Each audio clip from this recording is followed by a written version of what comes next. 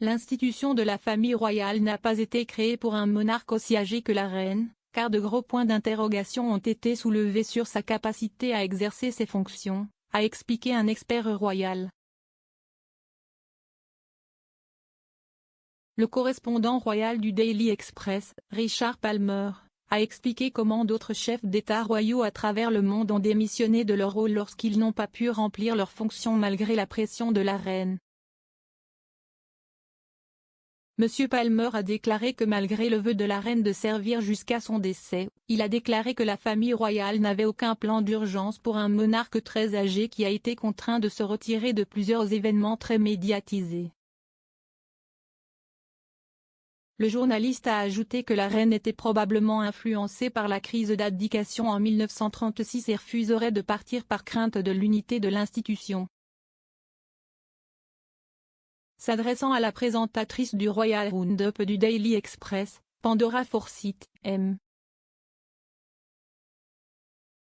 Palmer a expliqué comment la reine était dans la position d'être la plus ancienne monarque en service dans une institution qui n'était pas préparée pour son âge.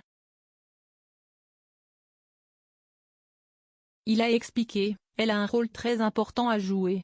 De l'autre côté du débat, je pense qu'il y a des arguments raisonnables pour faire valoir que la monarchie n'a pas été créée pour quelqu'un qui va vivre jusqu'à 100 ans. Vous regardez le pape Benoît, retraité, roi d'Espagne, reine des Pays-Bas, divers autres chefs d'État ont démissionné. Dans ce pays, si est devenu un non en partie à cause de la crise d'abdication de 1936, qui a évidemment amené la reine Elisabeth sur le trône.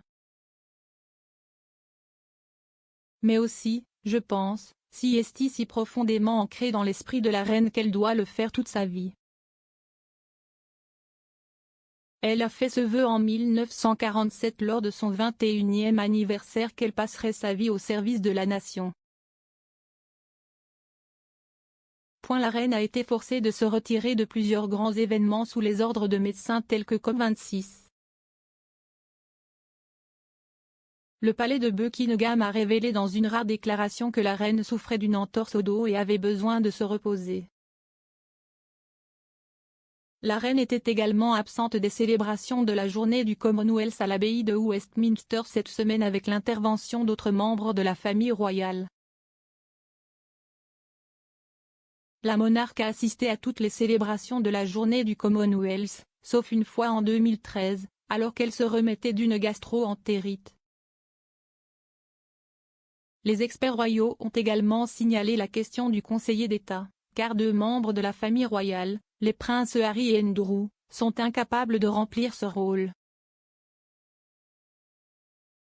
Des conseillers d'État sont nommés pour remplacer la reine si elle est frappée d'incapacité, ce qui incombe aux princes Charles et William.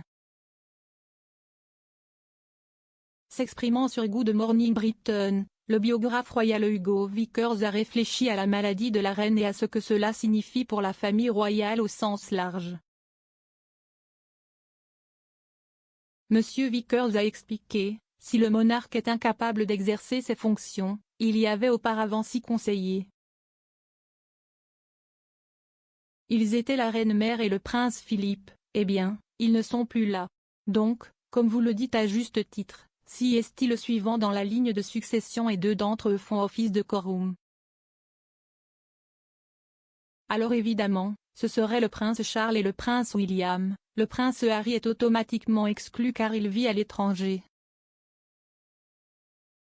Et je suis d'accord avec vous que si le prince Andrew n'exerce aucune fonction royale, il est ridicule de suggérer qu'il pourrait être conseiller d'État. Donc, à un moment donné, il devrait probablement régler ce problème, auquel cas la personne suivante, en théorie, serait la princesse Béatrice, qui serait parfaitement capable d'être conseillère d'État.